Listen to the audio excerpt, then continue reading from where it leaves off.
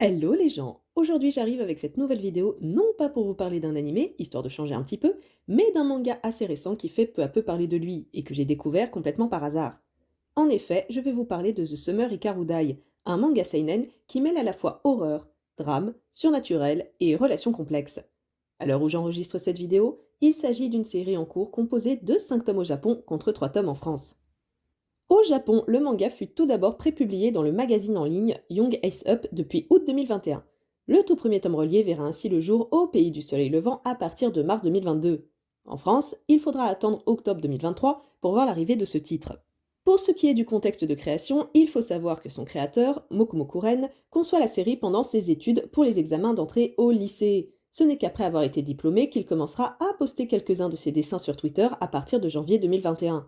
Par chance, il fut par la suite repéré par le département éditorial du fameux magazine en ligne, qui lui proposera alors de s'occuper de la prépublication de son manga. Je tiens à préciser que malgré le peu d'informations trouvées sur Mokumokuren, je veux dire, j'ai même pas réussi à savoir si c'était un homme ou une femme, parce que les sources se contredisent là-dessus. Il est fortement à parier qu'il s'agisse d'un nom de plume, puisque ce terme fait référence à des yokai du folklore japonais. En effet, le mot veut littéralement dire nombreux yeux, et désigne des sortes de yokai objets vivants et pourvus de yeux. Bien qu'inoffensifs pour les humains, ils peuvent toutefois indiquer la présence de créatures surnaturelles dans les parages. Et je peux vous dire qu'au vu de ce qu'on retrouve dans le manga, ce nom de plume est plutôt bien trouvé. Bref, en ce qui concerne l'histoire, nous suivons Hikaru et Yoshiki, deux amis d'enfance ayant grandi ensemble dans un petit village de campagne perdu au milieu de nulle part. Malgré un quotidien plutôt tranquille, la vie des deux adolescents va basculer le jour où Hikaru va disparaître en forêt sans aucune explication. Seulement, contre toute attente, ce dernier va réapparaître peu de temps après, comme si de rien n'était, expliquant qu'il ne se souvient pas de ce qui lui est arrivé. Dès lors, Yoshiki aura l'étrange pressentiment que l'être qu'il côtoie n'est pas Hikaru. Pressentiment qui se confirmera assez vite lorsque son ami lui avouera être en réalité une étrange entité ayant pris le contrôle du corps du garçon décédé. Et comme si ça ne suffisait pas, l'apparition de cette entité coïncide étrangement avec celle de phénomènes surnaturels au sein du village. Alors déjà, ce que j'adore avec ce manga, c'est son ambiance glauque, sombre et surtout hyper pesante. Cela provient principalement du cadre dans lequel se déroule l'histoire. En effet, l'œuvre prend place dans la campagne japonaise reculée, un espace montré comme étant déjà étouffant de jour à cause de son aspect très vide et perdu au milieu de nulle part. On ressent aussi un certain sentiment d'enfermement à cause de la végétation qui entoure le village et qui le coupe du reste du monde. Mais là où l'environnement devient véritablement flippant, c'est à la nuit tombée, puisque les scènes de nuit jouent pas mal avec cette peur primaire que beaucoup ont, à savoir la peur de ne pas savoir ce qui se tapit dans l'obscurité. Ainsi, le village de nuit apparaît comme un lieu dangereux, dans lequel le danger guette les personnages dans l'ombre sans qu'ils ne le sachent. D'ailleurs, l'œuvre joue aussi sur la question de ce qui est visible ou non, car il faut savoir que dans ce manga, les êtres surnaturels n'ont pas vraiment de forme propre. Tout d'abord, en ce qui concerne l'entité qui a pris la place d'Ikaru, cette dernière est en réalité une sorte d'amas tentaculaire informe et assez abstrait. Non, vraiment, je ne sais pas trop comment décrire ce truc. En plus de l'ambiance pesante, le manga utilise un autre procédé horrifique pour mettre mal à l'aise son lecteur, à savoir le body horror. Alors, en gros, le body horror, ou horreur corporelle, est à la base un sous-genre du cinéma d'horreur. Il regroupe toutes les œuvres qui mettent en avant une altération du corps humain, et ce de façon grotesque, dérangeante ou repoussante. Il s'agit de montrer des déformations poussées à l'extrême du corps humain, afin de susciter un sentiment de malaise ou de dégoût chez le spectateur. Ces altérations peuvent être des mutations, des mutilations, des effets d'une maladie, une zombification, un parasitisme ou encore des rapports sexuels considérés comme aberrants. En un sens, ce genre est lié à la question de l'humanité et du monstrueux, et c'est justement ce qu'on retrouve dans The Summer Ikarudai. Il faut tout de même souligner que le body horror ne se retrouve pas seulement dans le cinéma, mais aussi dans le manga. On peut par exemple citer Akira de Katsuhiro Otomo, Parasite d'Hitoshi Iwaki, ou encore plus généralement les mangas du maître incontesté de l'horreur qu'on ne présente plus, à savoir Junji Ito. Or, dans The Summer Ikarudai, le corps habité par l'entité est montré comme capable de s'ouvrir pour prendre des proportions grotesques défiant toute logique, ce qui rend le visuel de certaines scènes assez dérangeant.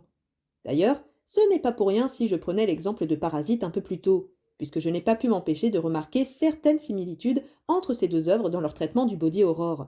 En effet, dans les deux cas, le récit tourne autour d'êtres monstrueux ayant pris le contrôle de corps humains. Et surtout, dans les deux cas, on retrouve l'idée d'un corps qui, entre guillemets, s'ouvre pour laisser apparaître une créature tentaculaire bien dégueulasse. Toutefois, l'horreur dans cette œuvre n'est pas seulement visuelle, mais aussi psychologique.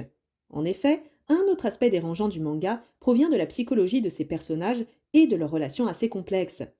Tout d'abord, il faut savoir que l'entité à l'intérieur du corps d'Ikaru est assez ambiguë, puisqu'elle n'est pas montrée comme étant foncièrement bonne ou foncièrement mauvaise, si bien que l'on ne sait jamais sur quel pied danser avec elle.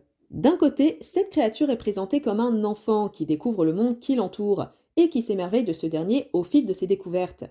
Mais d'un autre côté, le récit fait bien comprendre au lecteur qu'elle se fiche pas mal de tuer des humains si elle juge que cela lui est nécessaire, montrant ainsi qu'elle ne comprend pas vraiment ce qui différencie la vie de la mort, et qu'à ses yeux, ces deux concepts sont du pareil au même.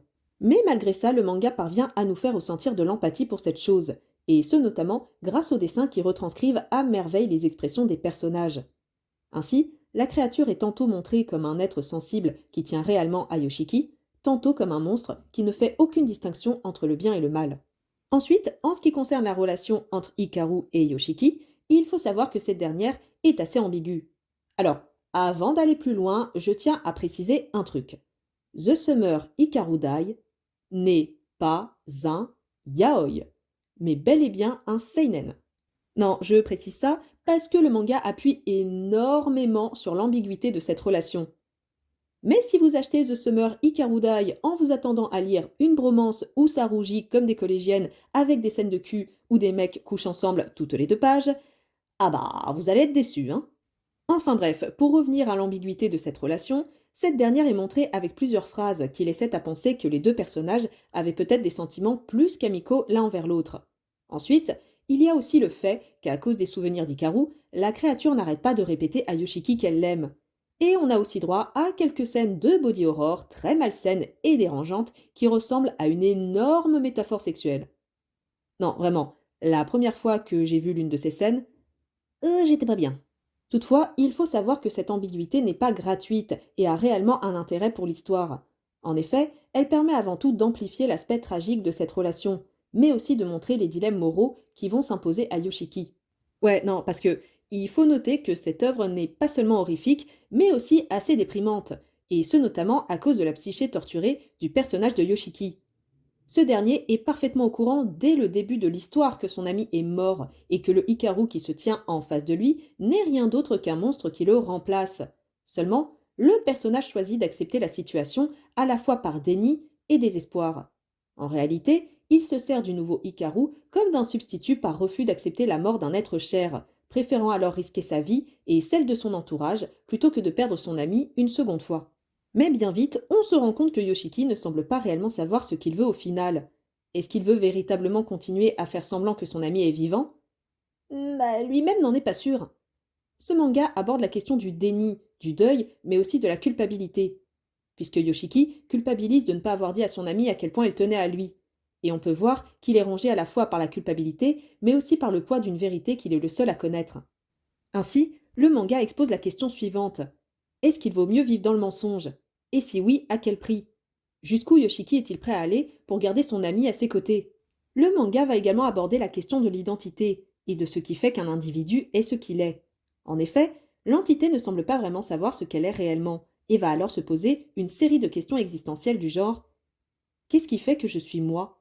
Est-ce que mon identité est définie en fonction de l'image que les autres ont de moi? Est-ce que l'identité repose sur des critères génétiques? Est-ce que ce sont les souvenirs qui font la personne que je suis? Mais si c'est le cas, alors est-ce que l'identité d'un individu est façonnée par ses expériences passées? Bref, tout un tas de questions philosophiques qui font bien mal à la tête et qui poussent le lecteur dans une angoisse existentielle.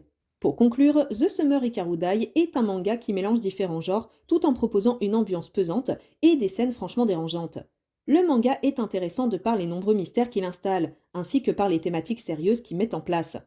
Si vous appréciez l'horreur, le surnaturel ou encore le mystère, je ne peux que vous recommander de lui laisser sa chance et de vous laisser happer par son atmosphère flippante. Sur ce, je vous dis à bientôt pour de nouvelles aventures, je vous souhaite plein de bonnes choses et bye!